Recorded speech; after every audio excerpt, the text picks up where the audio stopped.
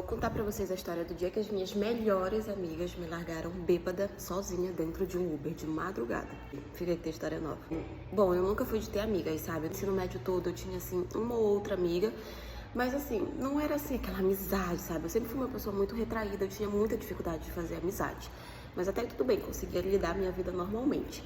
Terminei o ensino médio e fui pra faculdade. Na faculdade eu conheci algumas meninas, a gente se aproximou e tudo, e eu pensei, meu Deus, finalmente eu vou ter melhores amigas na minha vida. Uma coisa que eu nunca tive, finalmente eu vou ter.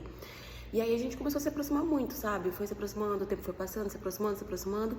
E aí elas começaram a me convidar pra várias coisas, sabe? Tipo, me convidar pra sair, me convidar pra ir festa, pra barzinho, pra casa delas. Elas começaram a me convidar. E pela primeira vez na minha vida eu tava tendo uma vida social.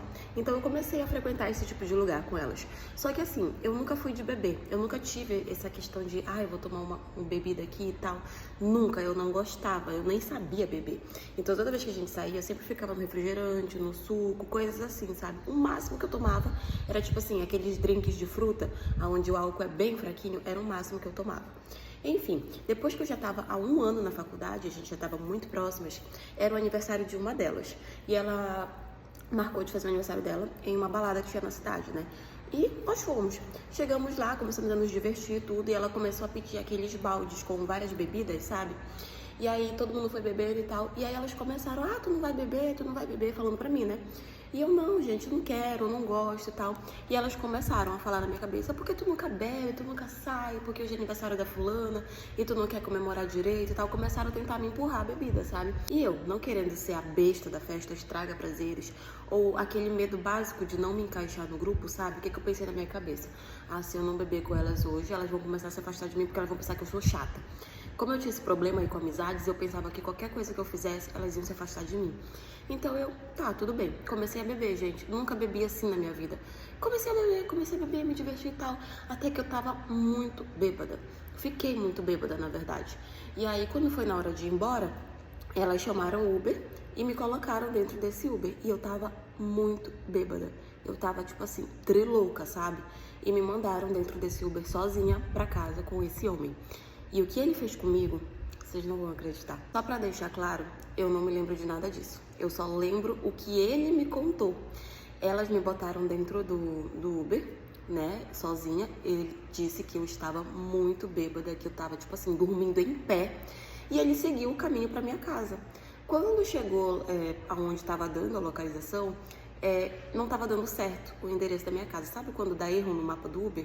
Não estava dando certo. E como eu estava muito bêbada, eu não estava conseguindo dizer para ele aonde eu morava. Gente, eu nunca tinha ficado naquele estado, sabe? Era a primeira vez. E ele falava pra mim que ele me perguntava, e eu não sabia explicar onde eu morava. Que eu enrolava muito a língua, ele não conseguia me entender. Então ele não sabia o que fazer comigo, né? Eu tava sozinha, eu tava bêbada, e eu não sabia onde eu morava. E aí o que foi que ele fez? Como eu já era a última corrida dele na noite, ele ia me deixar em casa e ia pra casa dele, o que foi que ele fez? Ele me levou pra casa dele. Quando eu cheguei na casa dele, ele simplesmente me deitou na cama dele, me cobriu e foi e deitou na sala.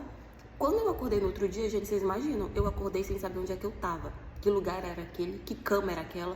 Eu não sabia. E aí eu fiquei muito assustada, gente, porque eu não conhecia aquele lugar. Então, na hora que eu acordei, eu levantei e saí do quarto. Quando eu saí, eu vi que tinha um homem deitado no sofá da casa. E aí, como a porta do quarto fazia muito barulho, ele escutou quando eu saí. E aí, quando ele me viu em pé e viu que eu tava muito assustada, ele pediu pra mim ficar calma, disse que ele não tinha feito nada comigo, que ele não queria me fazer mal e que ele ia me explicar o que tinha acontecido. E foi aí que ele me contou tudo que tinha acontecido, né?